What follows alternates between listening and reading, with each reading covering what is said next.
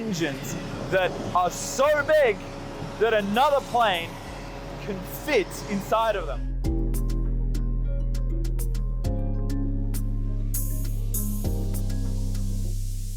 Of course, this aircraft requires no introduction. This is the Boeing 777X-9, and it's possibly the future of large commercial aircraft.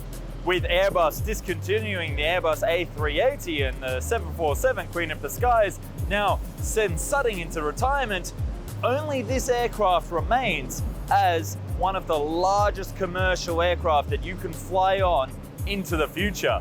But I'm going to do more than just stand here talking about it today. We're actually going to go look inside and see really just how big it is.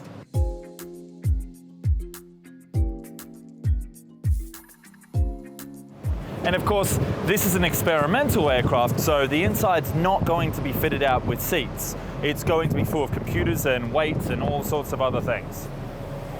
It's actually a really wide cabin. You can just see how much sort of horizontal space there is on board. Now, this is not a double-deck aircraft, so there isn't a second level above us for passengers, but of course you can tell by the curvature of the fuselage that there is actually an expansive cargo deck downstairs, which does make this aircraft quite powerful for cargo operations. These giant water tanks are used to test the different weight configurations of, say, cargo or passengers. They can be pumped in and out and changed during flight to change the load factors for the structure of the aircraft.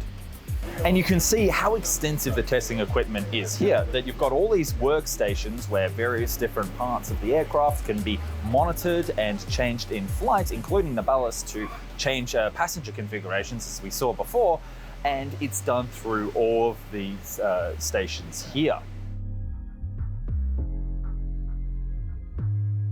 Now, this is actually kind of surprising. This is the end of the plane, and you would think that it would taper down to sort of the tail end, but it's actually just a smooth, curved face. And this is actually quite a useful space that you can see in the final design for the commercial operators that'll be using this.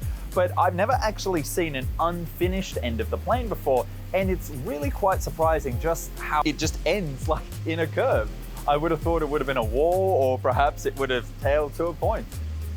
I love the legroom. Obviously, this is not any sort of final conditions, but these seats have actually got entertainment screens at the back, ridiculously long legroom for economy seating, and kind of low-key perfect. So I'm wondering if I'm sweet talk the captain, they'll let me fly back to America on board this, because it's much better than what I'm going back on. So you're probably wondering, how does the 777X compare to its nearest competitor, the Airbus A350-1000? Well, actually, it's a heck of a lot wider. If you sit down here, you can actually see how much more depth there is compared to its competitor. It's an extra 15.6 inches, and the windows are actually much bigger, with this beautiful outline here to show you that you can actually see a heck of a lot more outside the window to see those wonderful giant engines. I, for one, know which one I'll be choosing to fly on, but many other commercial operators are also licking their lips, because on this aircraft you can easily put in a very comfortable 10 abreast seating and economy. That's in a 3-4-3 configuration with 10 seats across the aircraft. Now, I'm not saying that any low-cost carriers are going to buy this aircraft and make the entire plane economy, but it certainly would make it very easy to make a very lucrative route.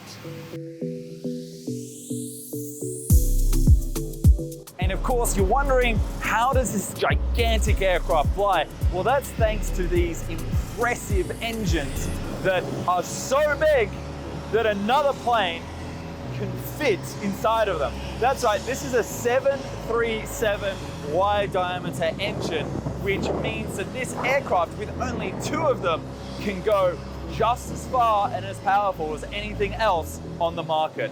And it's this magical touch which is making the 777X all the difference.